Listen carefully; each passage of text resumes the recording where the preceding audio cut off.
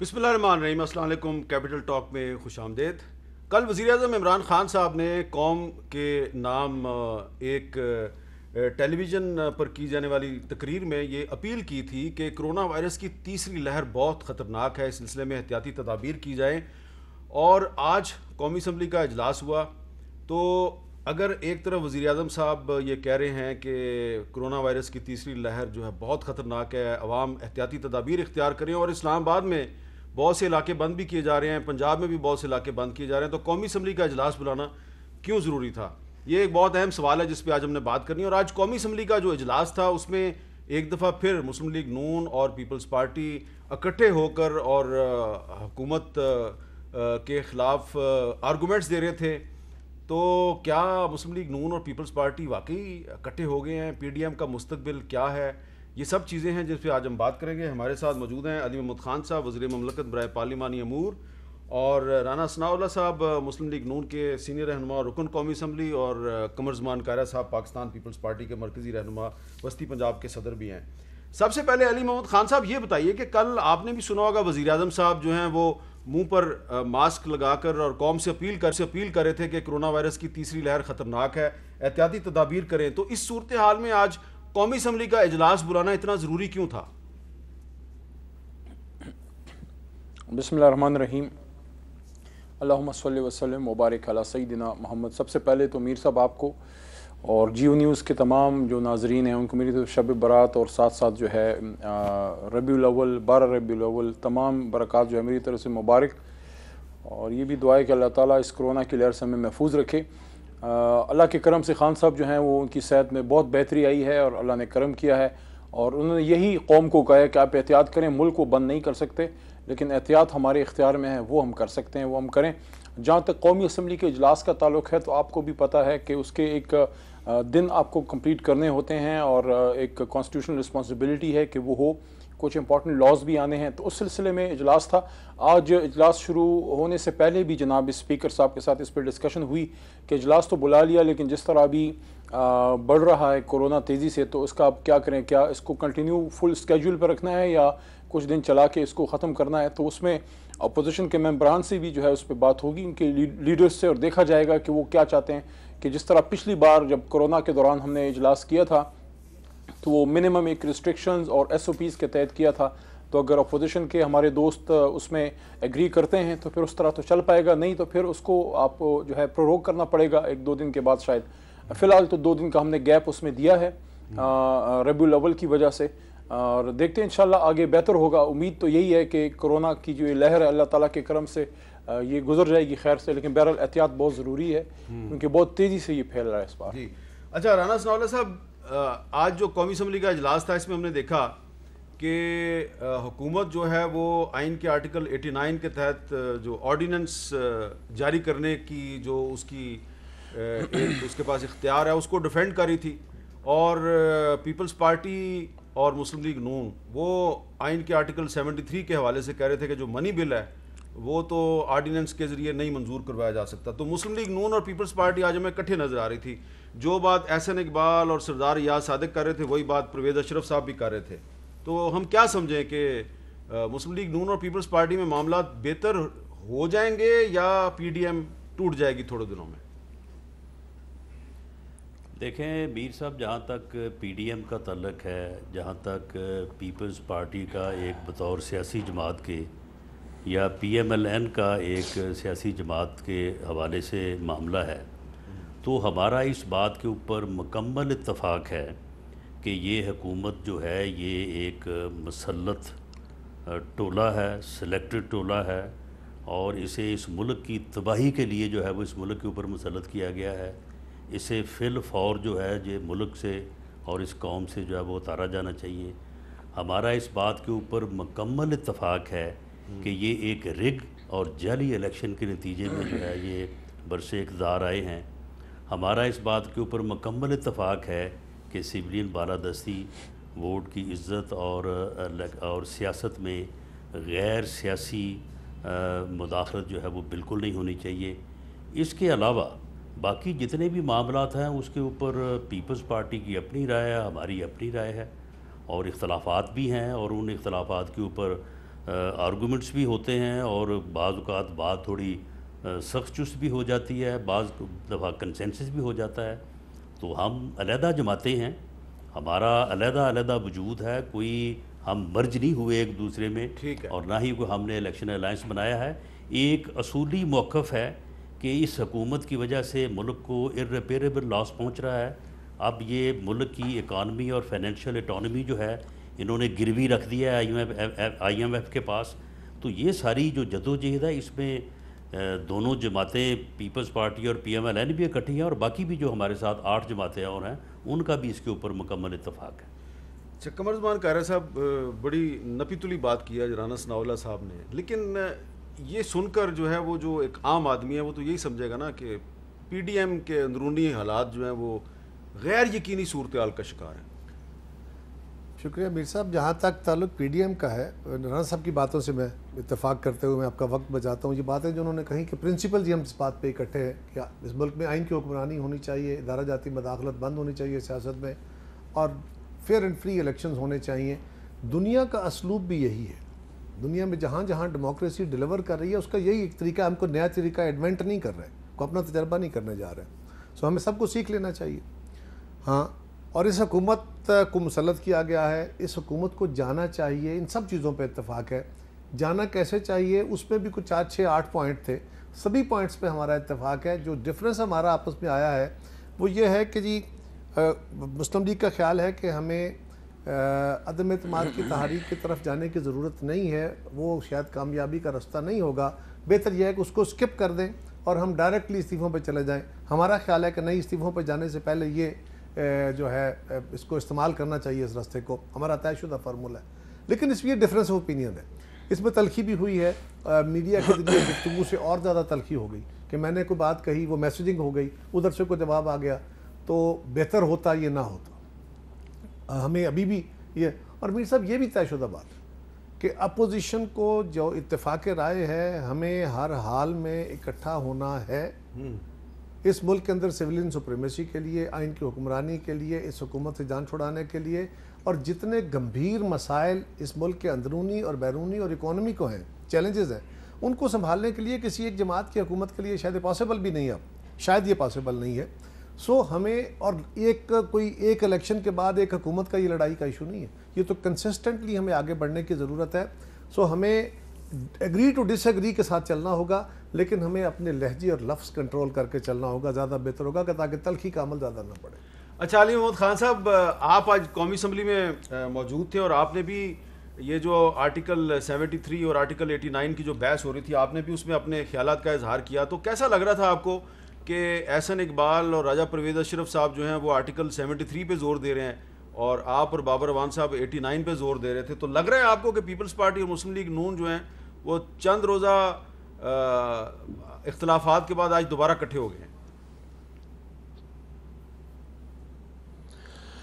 देखें, किसी के तोड़ के लिए खुश नहीं होना चाहिए, लेकिन जो नमाज जो है वो बीच में टूट जाए तो उसके लिए फिर वज़ू करना पड़ता है। और इनकी वो बेवक्त की रागनी थी, जो ये राग इन्होंने लगाया हुआ था, तो वो तो ख़त्म हो गया।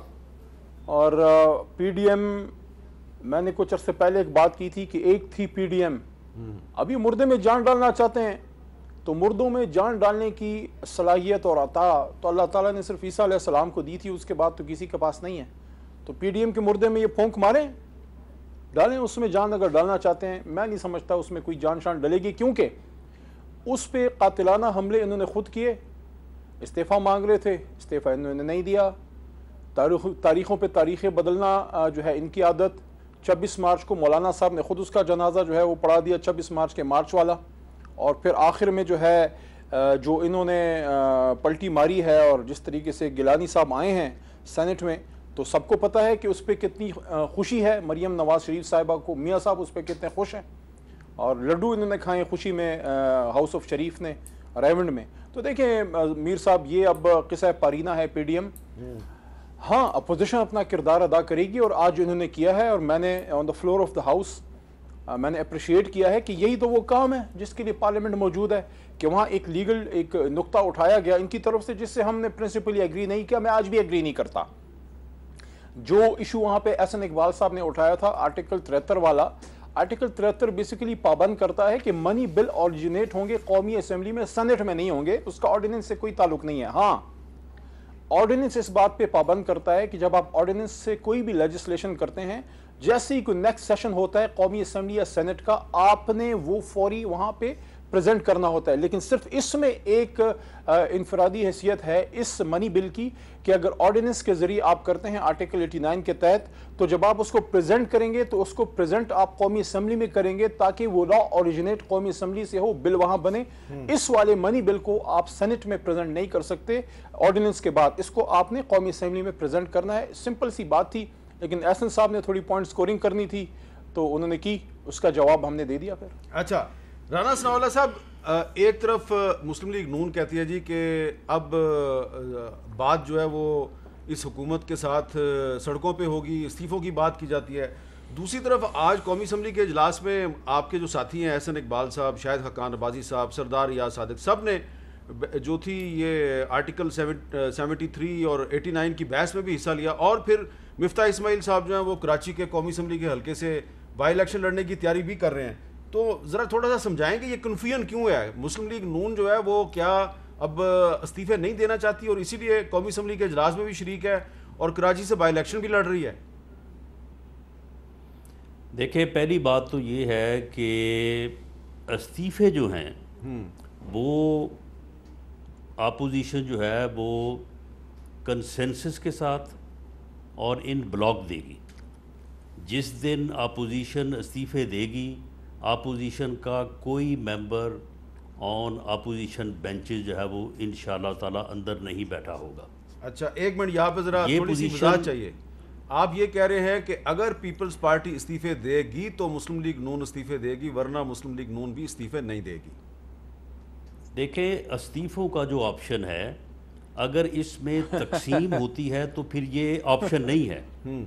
ये ऑप्शन जो है जो इस ऑप्शन से हम जो मकसद हासिल करना चाहते हैं कि जलसों के मरहले के बाद, रैलीज़ के मरहले के बाद, हमारा ये ख्याल है, PMLN का ये मौक़िफ़ है जिससे दीगर 8 जमातें जो हैं वो मुत्तफ़िक हैं कि हमें लॉन्ग मार्च करना चाहिए और उस लॉन्ग मार्च के नतीजे में जो है वो हमें पार्लियामेंट से जो है वो पूरी अपोजिशन को बाहर आ जाना चाहिए फॉर फ्री फेयर इलेक्शंस। ठीक है, पीपल्स पार्टी का ये मौक़िफ़ है। पीपल्स पार्टी ये कहीं नहीं कह रही कि इस्तीफ़े नहीं देने चाहिए जी, वो ये कह रहे हैं कि अभी ये वक्त जो है, या वो जो लफ्ज़ इस्तेमाल होता है सियासी तौर पे कि अभी सड़क जो है वो उतनी गर्म नहीं है कि इस्तीफ़े जो है वो दिए जाएँ।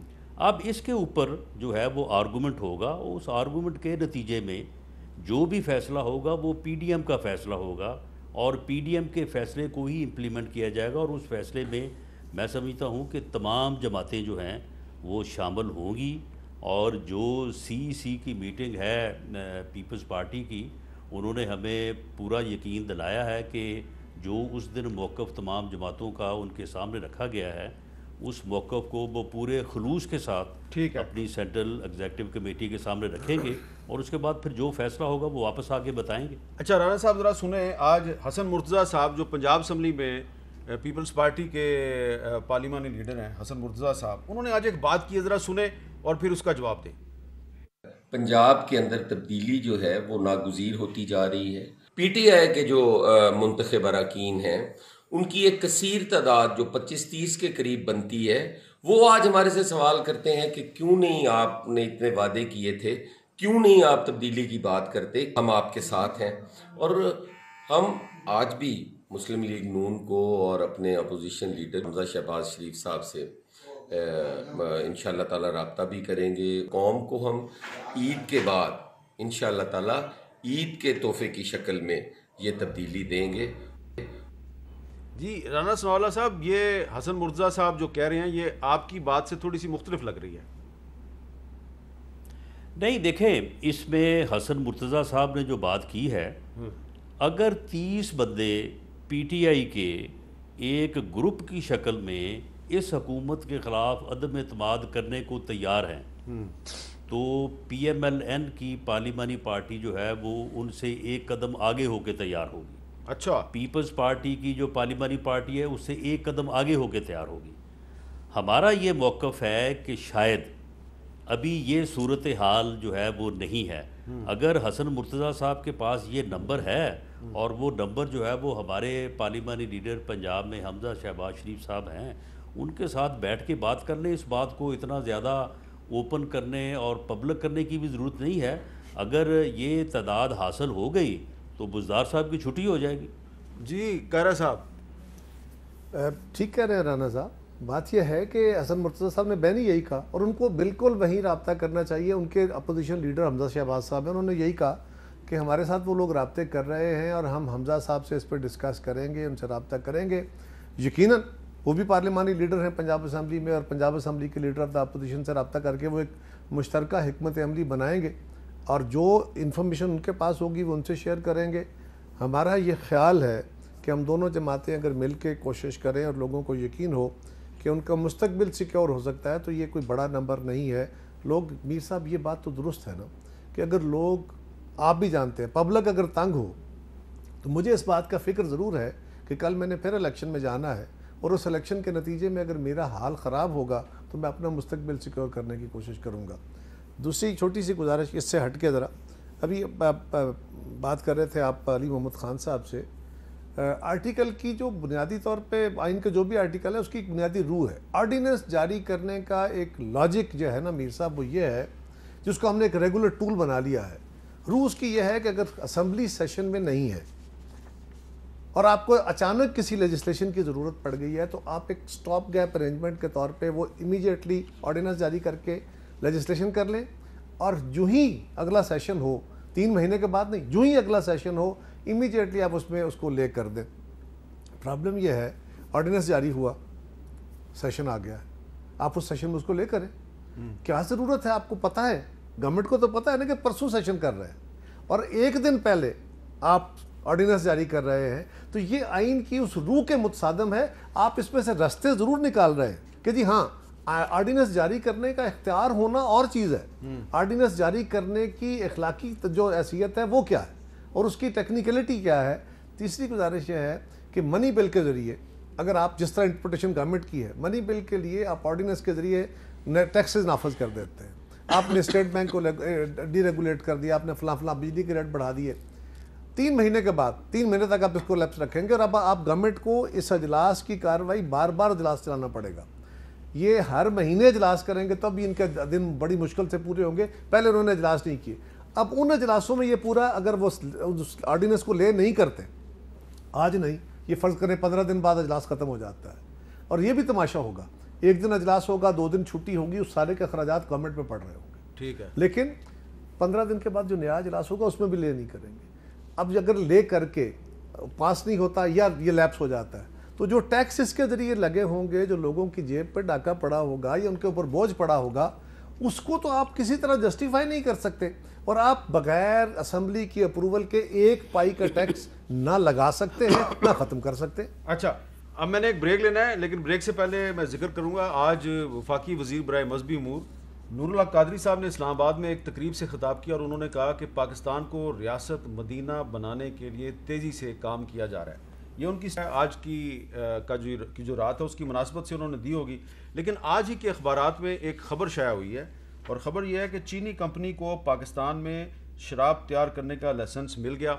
और ये जो ख़बर है ये अंग्रेज़ी अखबारात में भी शाया हुई है, उर्दू अखबारात में भी शाया हुई है और जिस जगह पर यह शराब तैयार की जा रही है वहाँ प्रोडक्शन भी शुरू हो गई है।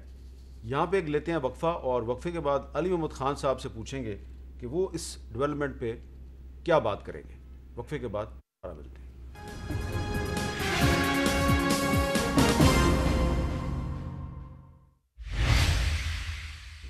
कैपिटल टॉक में दोबारा खुशामदीद जी। अली मोहम्मद ख़ान साहब, ये ख़बर आज अखबारात में शाया हुई है और इसकी तफसील ये है कि ये चाइनीज़ कंपनी है हुई coastal brewery and distillery limited और इसको SECP ने 30 अप्रैल 2020 को इसको क्लियरेंस दिया, इसको लाइसेंस भी जारी किया है एक्साइज एंड टैक्सेशन डिपार्टमेंट ने और बलूचिस्तान के इलाके हब में ये फैक्ट्री लगा दी गई है।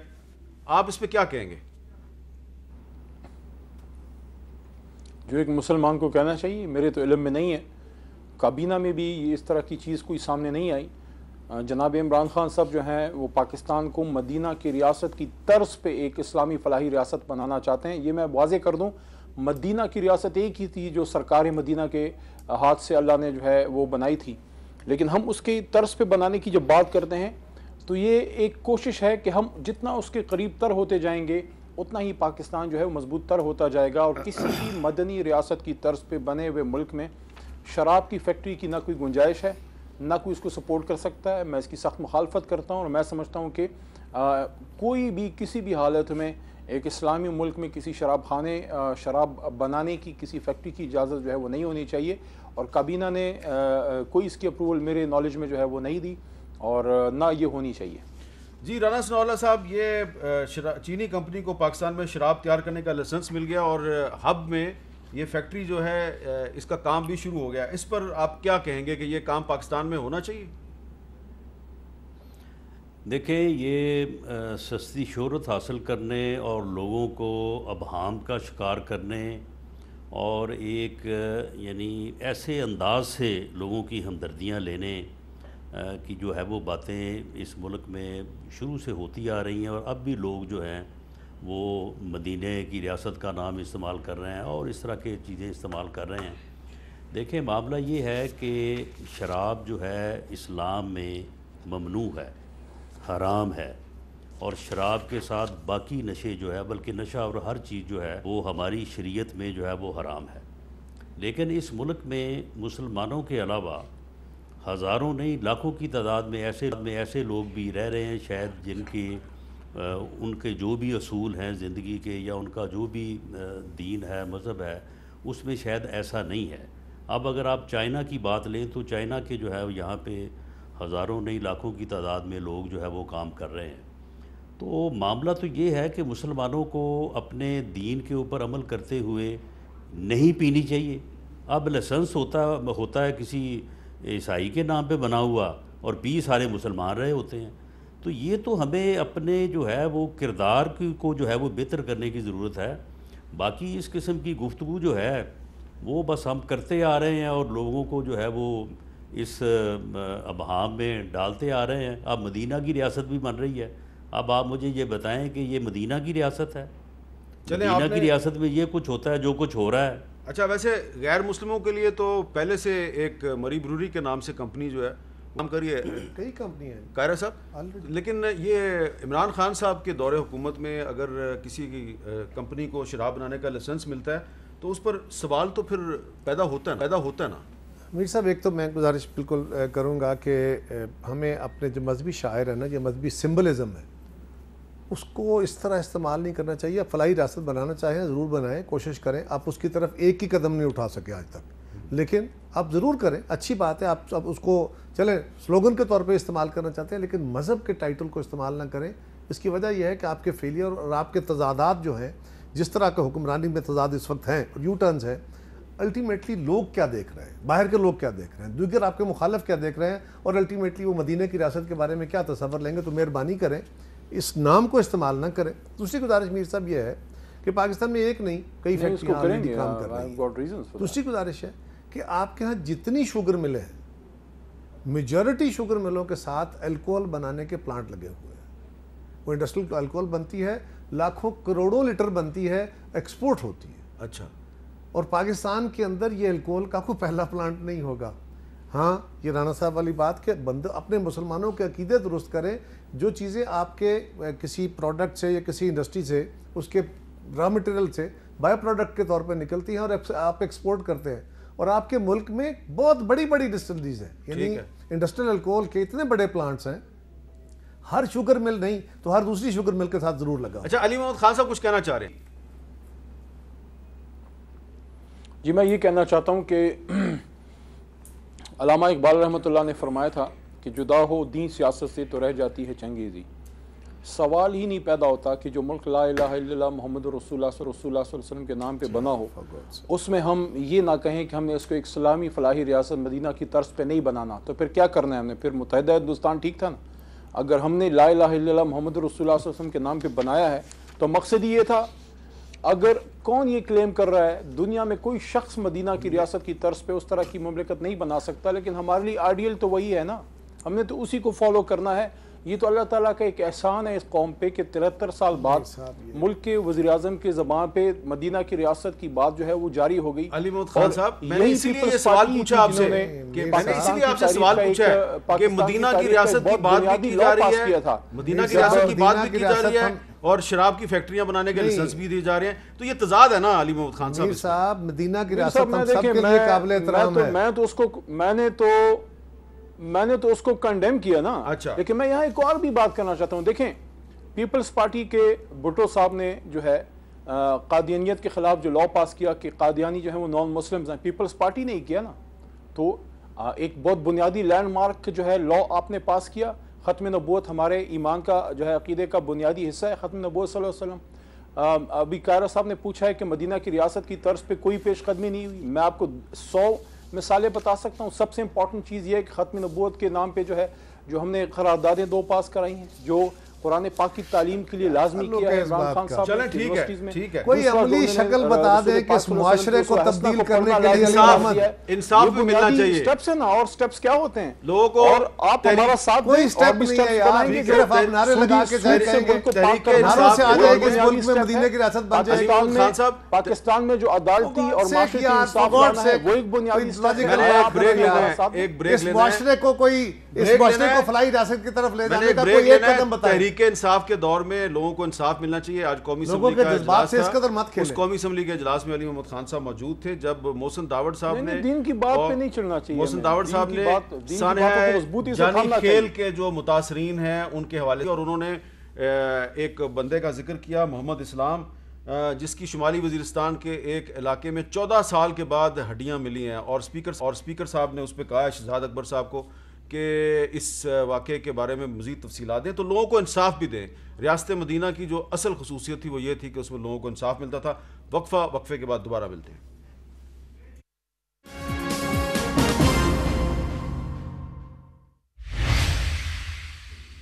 कैपिटल टॉक में दोबारा खुशामदीद जी। राना सनाउल्लाह साहब, अब आप ये बताएं कि क्या लग रहा है आपको आने वाले कुछ दिनों में पीडीएम कायम रहेगी, इमरान खान की हुकूमत कायम रहेगी, या आपने जो आज मौक़िफ़ इख्तियार किया इस पे आप कायम रहेंगे? देखें, पीडीएम जो है वो इंशाअल्लाह ताला कायम रहेगी और इसमें जो प्रॉब्लम्स आए हैं ख़ास तौर पे जो सेनेट चेयरमैन के इलेक्शन से मुतल्लक बात आई है उसके ऊपर हमारा एक मौक़िफ़ है। उस मौक़िफ़ को अगर बयान करने से या उसका जवाब देने से अगर कोई उसमें तलखी भी हुई है तो उससे कोई फ़र्क नहीं पड़ता। ठीक है, हमें अपनी बात जो है वो करनी चाहिए और उसका जो जवाब है उसे जो है वो सुनना चाहिए। हमारा ये मौक़िफ़ है कि वो 49 वोट जिन्होंने गिलानी साहब को चेयरमैन सेनेट इलेक्ट किया था उनमें से 7 वोट को गैर कानूनी तौर पे रिजेक्ट कर दिया गया। उन 49 वोट्स को या उन 49 सेनेटर्स को हक हासिल है कि वो लीडर ऑफ दी अपोजिशन जो है वो मुंतखब करें। वो 48 लोग जिन्होंने संजरानी साहब को वोट दिया था उनमें से ना 1 को, ना 6 को, ना 10 को कोई हक नहीं पहुंचता कि वो अब उधर से उठे इधर आएँ और आके जो है वो लीडर ऑफ दी अपोजिशन जो है उसको मुंतखब करें जी। ये मामला जो है ये पीपल्स पार्टी के साथ हम जो सरबराही मीटिंग है उसमें उठाएंगे। वो ठीक है, जो उनका मौक़िफ़ होगा उसके बाद मैं समझता हूँ एक सियासी कारकुन के तौर पे कि इसका हल निकलेगा। ठीक है, जब वहाँ पे इतने जो है वो पार्टियों के सरबराह बैठे होंगे तो ये नहीं है कि वहाँ से वो कोई उठ के जो है वो अलग रास्ते इख्तियार कर लेंगे। इसका कोई ना कोई हल निकलेगा और वो हल जो होगा वो इंशाअल्लाह ताला पीडीएम को और इस जदोजहद को जो है वो आगे बढ़ाएगा। अच्छा अली मोहम्मद खान साहब, ये ज़रा क्योंकि आप वज़ीर पार्लिमानी अमूर हैं, ये बताएं कि वो सेनेटर्स जिन्होंने के चेयरमैन सेनेट के हालिया इलेक्शन में सादिक संजरानी साहब को वोट दिया था, क्या वो सेनेटर्स जो हैं वो बाद में अपनी हमायत सेनेट में लीडर ऑफ द अपोजिशन को एक्सटेंड कर सकते हैं कि जी आप लीडर ऑफ द अपोजिशन ये होना चाहिए और चेयरमैन सेनेट को वोट दे के फिर वो जाके अपोजिशन बेंचों में बैठ जाए? ये हो सकता है?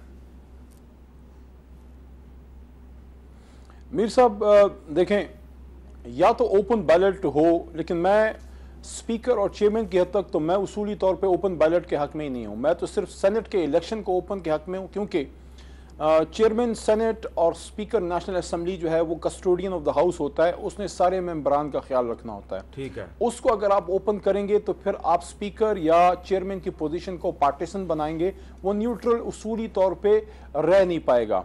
कितना न्यूट्रल रहता है वो तारीख शायद है, कुछ ना कुछ टिल्ट रहता है हुकूमती जमात की तरफ, क्योंकि हुकूमती जमात से होता है। लेकिन अगर आपने बिल्कुल स्पीकर और चेयरमैन की मैं बात कर रहा हूँ, बाकी मेरे ख्याल में मैं इसका दाई हूँ। जो खान साहब बात करते हैं, खान साहब भी ये बात करते हैं कि जो सेनेट का इलेक्शन है सेनेटर्स का, उसको ओपन करें ताकि ये सारी कहानी ख़त्म हो हॉर्स ट्रेडिंग की। ये वो बात है जो मियाँ साहब ने और मोहतरमा बेनज़ीर भुट्टो शहीद ने की थी, लेकिन उन्होंने उस पर यू टर्न मारा और अपने ही चार्टर ऑफ डेमोक्रेसी को उन्होंने चार्टर ऑफ हिपोक्रेसी में बदला। अब अगर ओपन होता चेयरमैन का तो आपको पता लग सकता था कि उनको किस किस ने वोट दिया। इसकी तो कोई गारंटी नहीं है कि उनको किसने वोट दिया और किसने वोट नहीं दिया, क्योंकि वो तो सारा खुफिया है। और एक और बात भी, आप बार बार इनसे पूछ रहे हैं कि पीडीएम मीर साहब जिसका जनाजा हो जाए उसको कब्र में तंग नहीं करते। अब इनका 40वां होना बाकी है पीडीएम का। अल्लाह खैर करे जी। कायरा साहब जो जिनको दिन में भी, रात के अंधेरे में भी दिन की रोशनी नज़र आ रही हो, उनको दुनिया में पता नहीं क्या कहा जाता है, वो मैं तो नहीं कहना चाहता। इस वक्त सारी कौम इस हुकूमत से तंग है। हम सारे जितनी अपोजिशन की जमातें हैं वो इस बात पे मुत्तफिक और मुत्तहद हैं, बिल्कुल हम इन चीज़ों का मसले का हल निकालेंगे और इस हुकूमत को चलता करना होगा। इसके अलावा कोई दूसरा रास्ता नहीं है। और मैं अली मोहम्मद खान साहब से गुजारिश करूँगा कि 1947 को एक कौमी रियासत, एक जमहूरी रियासत का जिसकी बुनियाद इस्लामी कवानीन पे होगी, उसकी बुनियाद रखी गई थी, किसी थियोक्रेटिक स्टेट की नहीं। अच्छा, आपका बहुत बहुत शुक्रिया अली मोहम्मद खान साहब, जनाब कायरा साहब और जनाब राना सनाउल्लाह साहब। और मैं आखिर में सिर्फ ये कहूँगा कि एक तवील अरसे से मीडिया में ये सवाल उठाया जा रहा था कि वज़ीर आज़म के एक स्पेशल असिस्टेंट थे नदीम बाबर साहब, उनके बारे में बहुत से सवालात उठाए जा रहे थे, बहुत से उन पर इल्ज़ामात लगाए जा रहे थे, वो उनको डिफेंड करते रहे, लेकिन आखिरकार वज़ीर आज़म ने उनको हटा दिया है। इजाज़त लेने से पहले ज़रा सुनिए कि क्या सवालात उठाए जा रहे थे और वो किस तरीके से अपना दफा करते थे। फेडरल कैबिनेट ने 48 घंटे की डेडलाइन दी है, टेंटेटिव 48 घंटे जो किसको दी है? नेचुरली जिनकी मिनिस्ट्री हैं वो आगे सब चीज़ें एग्जीक्यूट करेंगे। उमर अयूब साहब, नदीम बाबर साहब को कहेंगे। इसके ऊपर जो इसके साथ रिलेटेड जो भी लोग हैं, उसमें अगर वजारत के अंदर भी कहीं कोताही हुई है तो उसके लिए ये ऑर्डर्स नहीं हुए कि जी इसकी इंक्वायरी होगी, स्ट्रेट सस्पेंशन होगी। वो आईपीपीज का मामला है, उसमें मैं को बात कर लूँ आपके साथ? नहीं, वो मुनासिब नहीं है। देखिए, मेरा आईपीपी से ताल्लुक, मैंने जब से मैंने गवर्नमेंट ज्वाइन की हुई है, I do not sit in any meeting. मेरा future policy, conflict of interest, I don't see it as a conflict, neither does the cabinet. लेकिन मैंने आप आईपीपीज में शेयर होल्डर नहीं है? मैं शेयर होल्डर बेशुमार कंपनी में, मैं हबीब बैंक में शेयर होल्डर, मेरे पास शेयर्स हैं। इसका मतलब है कि हबीब बैंक का मैंने डिसाइड करना है। अच्छा, देखिए, कॉन्फ्लिक्ट तब आता है कि आप गवर्नमेंट में रहते हुए कोई चीज़ करें। 3 मिनिस्टर्स की कमेटी बनाने का मतलब नदीम बाबर पर अदम एतमाद नहीं है? देखिए, ये आपकी राय हो सकती है। मेरे ख्याल में तो मेरा तो सवाल है। नहीं, मेरे ख्याल में, मैं चलो आपका सवाल है, मैं इसके जवाब आपने, मेरे ख्याल में प्राइम मिनिस्टर साहब ने कहा है कि आप बताएं रिपोर्ट की डिटेल स्टडी करके कि सही इसके ऊपर हम रिस्पॉन्सिबिलिटी फिक्स करें। तो नदीम बाबर साहब को अब हटा दिया गया है, इंक्वायरी हो रही है। अगर उन पर इल्ज़ाम दुरुस्त साबित हो जाते हैं तो जिम्मेदार सिर्फ नदीम बाबर साहब नहीं होंगे, बल्कि अपॉइंटिंग अथॉरिटी जो है उस पर भी जिम्मेदारी आयद होती है। इतना ही अर्ज़ करना था, इजाज़त दीजिए। अल्लाह हाफ़िज़।